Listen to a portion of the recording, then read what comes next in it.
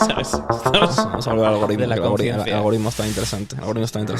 Otro punto también. También, evidentemente, con lo que estamos hablando que es gratis y tal.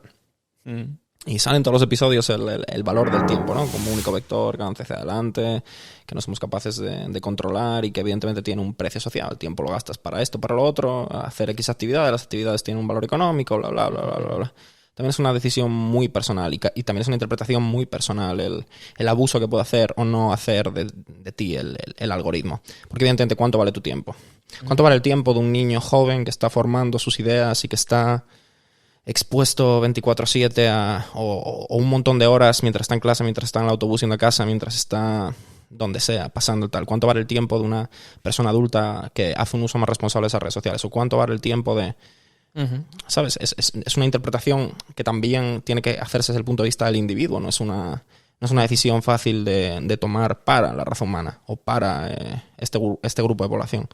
Y también implica que uno tenga que hacer un uso responsable desde su propia situación y su propio estado. No todo el mundo somos usuarios de las redes en la misma medida, no todo el mundo necesita hacer un uso de las redes en la misma medida, no todo el mundo puede aprovechar o sacar algo de... Es un tema complicado y al que es difícil de ponerle puertas al campo. Lo que estamos de acuerdo es probablemente el señor Google o el señor Apple o el señor lo que sea no deberían de tener todo el peso de la decisión y de hacer un proceso más colaborativo. Sí, al final es que el valor del tiempo depende tanto de quien lo pone en venta como de quien lo quiere comprar y determina que eso vale tanto o acepta ese precio que le pone el comprador. Es decir, igual uno mismo, no sé, si tú tienes claro un objetivo, tú tienes claro lo que quieres hacer con tu vida, tienes claro quién eres, qué consumes, etcétera, vas a tener claro cuánto estás dispuesto a dedicar o cuáles son tus prioridades. Lo peligroso es, precisamente en gente joven, adolescente y tal, que son influenciables, el cerebro adolescente está estudiado que es mucho más proclive a adicciones, cosa que es natural, porque está en pleno desarrollo, por las hormonas, etcétera. Está todavía buscando esa dopamina o dónde está su sitio, dónde sacar ese... Es un momento de mutación total del ser humano. Pero es que al final... ese tiempo, como una persona que está en desarrollo y que no tiene esa dirección tan clara va a ser capaz de poner ese valor al tiempo, porque cambiará. Muchas veces los seres humanos, con esa inmensa capacidad de adaptación que tenemos, cambiamos nuestros valores, nuestros principios, nuestras expectativas vitales, todo en función del contexto de lo que vivimos. Si estás constantemente bombardeado y expuesto a estas cosas, jolín, al final vas a acabar creyendo, dándote un valor del tiempo que no lo has puesto tú del todo, ¿sabes? También.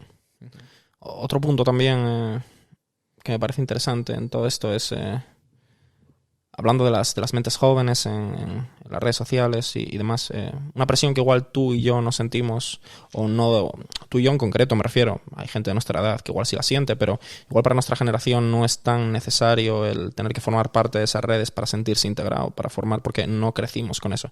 Crecimos con el Messenger, podemos crecer con alguna versión arcaica de todo esto, pero igual para un chico de nuestra edad, no, perdón, para un chico de una generación distinta a la nuestra que ahora tiene 15 años, el no estar todo el día ahí conectado cuando igual su grupo de amigos sí están, es perderse parte de la realidad de conectar con la gente, parte de la realidad de formar parte de planes, parte de la realidad de compartir o expresarse. Y lo que requiere es, porque la pregunta puede ser, vale, entonces el diablo no debería estar, no se le debería de permitir al diablo tentarte, ¿no?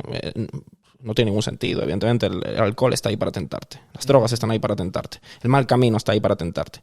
Lo que pasa es que son males o potenciales males ya conocidos por nosotros como especie y a los que tus padres ya te dirán ten cuidado con esto, ten cuidado con lo otro, la sociedad te dirá ten cuidado con esto, pero ¿quién te dice ten cuidado con el algoritmo? Tus padres, en este caso... Tus padres no conocen el algoritmo. Efectivamente, tú mismo has dicho esto y o sea, el alcohol, las drogas, etcétera, si hay alguien que te avisa, que te dice esto es malo, no lo vas a probar, o muchas personas. O que te puede dar una explicación razonable, entre comillas, porque es muy complicado explicar qué efectos puede tener el dedicar tu tiempo de forma no constructiva en las redes. Efectivamente, para muchos padres esto ha sido la gran novedad y creo que nosotros somos una generación puente entre, bueno, hemos vivido, esto lo hablo yo con gente a veces, que yo tengo la sensación de que somos una generación que ya teníamos desarrollada la personalidad, hemos prácticamente acabado la adolescencia cuando llegó el primer iPhone Bueno, estábamos ahí medio hacia el final. Llegó el primer iPhone, yo tenía BlackBerry cuando íbamos de viaje, de estudios y tal. Y era un iPhone, bueno, con una capacidad mucho más limitada que el de ahora. No teníamos esas redes sociales, Facebook era una cosa súper inocente. Y al final, ahora estamos en otra fase muy diferente. Todo esto creció a lo bestia esta década y nos ha superado a todos en cuanto a... Bueno, eso ha llegado de lleno y a quien más se ha expuesto es a gente que no tiene a quien les aconseje. Es decir, los padres no saben la mitad de ellos, más de la mitad, de qué va el tema, ¿sabes? No creo que nadie tenga la respuesta. Ahora mismo no es que tengas... Evidentemente hay un abanico, ¿no? No tienes ni por qué estar al 100% todo el día metido y que todas tus interacciones pasen por redes sociales, ni tienes por qué abandonarlo, pero ¿dónde pones la línea? ¿Dónde está la línea? ¿Qué efecto tiene el consumo de todo este tipo de tecnologías que tenga la gente de tu círculo? ¿Qué efecto tiene el uso en particular que le des? Hay gente que le da un uso más recreativo, gente que le da un uso...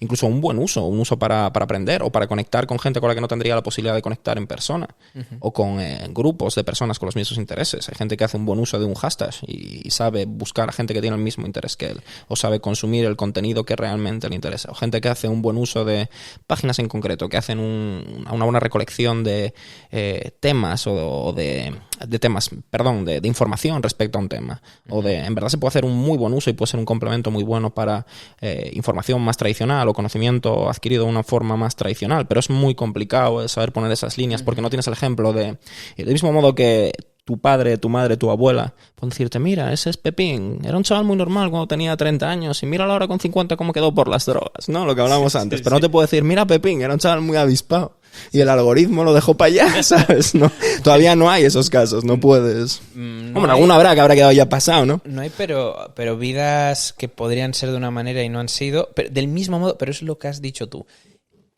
Coexisten ambas realidades y eso es lo más complicado de todo, no se le puede decir que no.